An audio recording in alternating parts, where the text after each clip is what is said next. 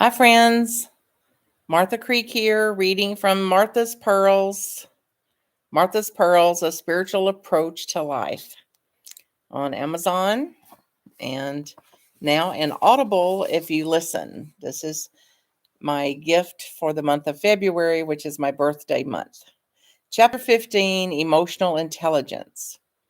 The 5 components of emotional intelligence, as defined by Daniel Goleman, an author, and by a book by that title, are self-awareness, self-regulation, motivation, social skills, and empathy. The 5 components of emotional intelligence: self-awareness, self-regulation, motivation, social skills, and empathy. We can be strong in some of these areas and weak in others, and we all have the power to improve any of them. That is great news. Improvement is possible. The following are some indicators that one is in the process of improving, that this one is in the process of improving. So these are the indicators that you, me, some of us are in the process of improving ourselves. And I am devoted, committed to working on these throughout my lifetime, all the way to the grave. How about you? To be curious. I'm curious. Curious as a superpower. I'm a great leader to some. I know my strengths and I know I have weaknesses. I know how to pay attention. I know when I'm upset and I know why I'm upset. I know when I'm upset and I know why I am upset. I get along with most people. Most people. I care deeply about being a moral person. I take time to slow down, to change my pace. I take time to help others. After I fall, and I do, I get right back up, dust myself off, and carry on. Most of the time. And quicker and quicker. I'm good at sensing people's expressions, reading their expressions, noticing their body language, and hearing what they may be saying beyond the words that they actually speak. I'm somewhat a good judge of character. I just noticed I'm not willing to say I'm good at that yet. I've been fooled mightily. I'm developing a sense of trusting my gut. I am self-motivated. And emotional intelligence is measured on how well I can say no and knowing when to say no. And I can tell you it's been an Achilles heel for me. My inability to say no or to know when to. My primary focus has been to accept my own humanity and to accept the human phenomena, the common humanness in all of us. This includes anger, rage, pain, suffering, and challenges that are all natural parts of our human learning process and our human existence. In the past, I would more often think I shouldn't be this way, or I should be over this by now, or how much work do I have to do to actually be free of this? Will I ever be free of this? Is this bad/wrong to being experiencing anything as negative. When I took an online emotional quotient test, EQ test, I received a low score. Imagine my shock, especially after having taken several of these in the past and being so proud of my high scores. After having scored low on the empathy test earlier in the year, it really got me wondering about what progress is and isn't possible. How much is progress really possible? Here are the results of my test. Poor EQ, poor emotional quotient. People in this range often find themselves holding in emotions.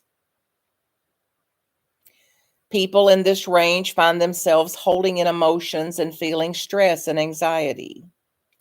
They seem to have less buffer for dealing with change, difficult situations, and relationships.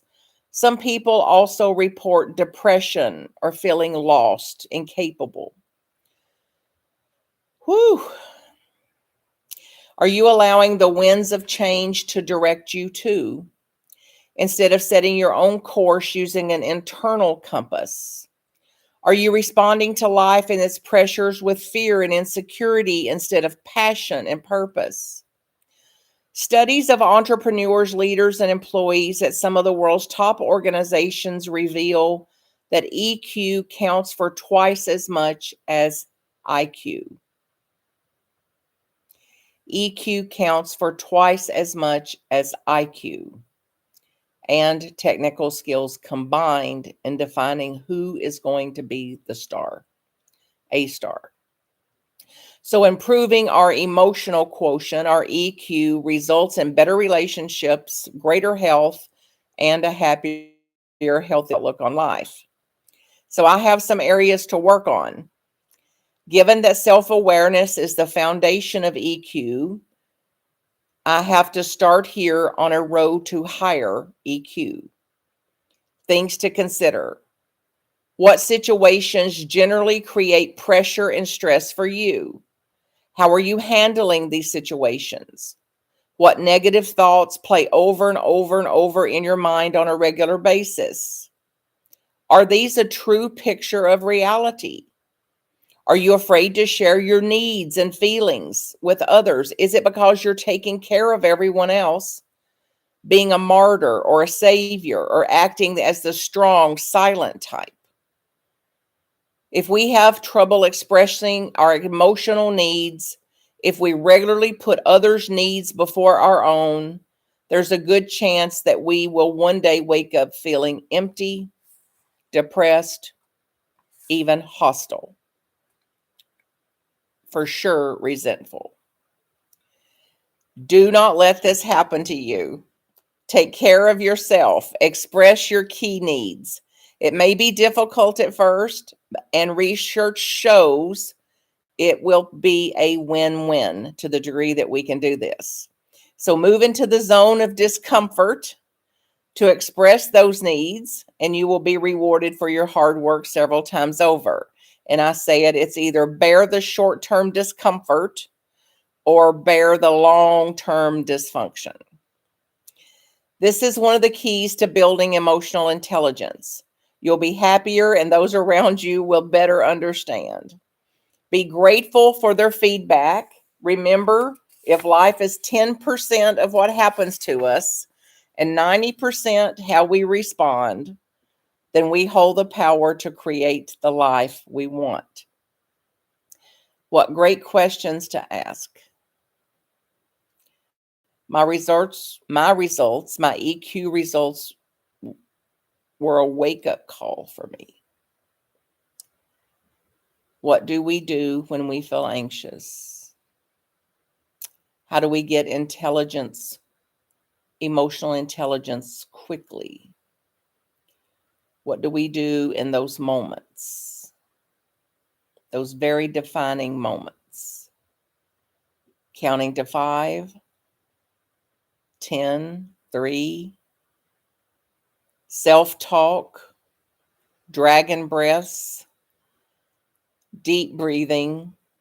These are all simple and profoundly effective measures that we've been taught since the beginning of time. Eckhart Tolle says it as take 3 conscious breaths. For centuries, we've been directed and invited to do this, and it's still not our go-to yet, most of us. Such strategies may seem simplistic, and researchers say that they absolutely provide a profound effect. It's noted that repeatedly practicing these skills means they gradually become more automatic. The ability to stop and calm down is foundational.